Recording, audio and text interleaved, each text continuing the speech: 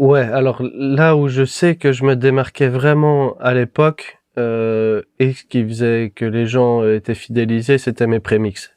Donc c'est-à-dire Mmh. que à la fin d'une session, pour moi, il fallait toujours que le gars il reparte avec un truc écoutable, qui va bien passer Mmh mh. partout, donc que le mix ce soit un 80%, enfin le prémix soit un 80% du mix.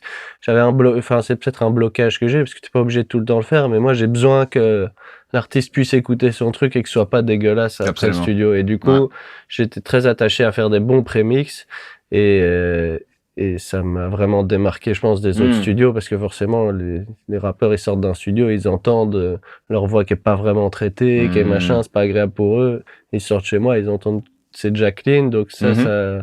je pense à l'époque, ça se faisait pas trop. Ah, c'est super Il y intéressant, ouais. avait moins aussi, je pense, de chaînes de voix, il y avait pas de tuto YouTube, il y avait Ouais, pas de ouais, ouais, YouTube, ouais, ouais. enfin, donc c'était la débrouille, l'école, c'est bien, nous, Bien on sûr. a appris en lisant Roé Isaki, là, Mixing Audio, voilà, de Ouais, Roé ouais, Isaki, tu vois, c'était les seules ressources qu'on avait un peu, tu vois, bien donc sûr. au final, tu téléchargeais pas des chaînes de voix sur Reddit Mmh. et c'est bon, t'as directement une chaîne de voix rap qui sonne Hein, bien hein. rap, tu vois, donc j'ai pu me démarquer comme ça, je pense, à l'époque, en tout cas.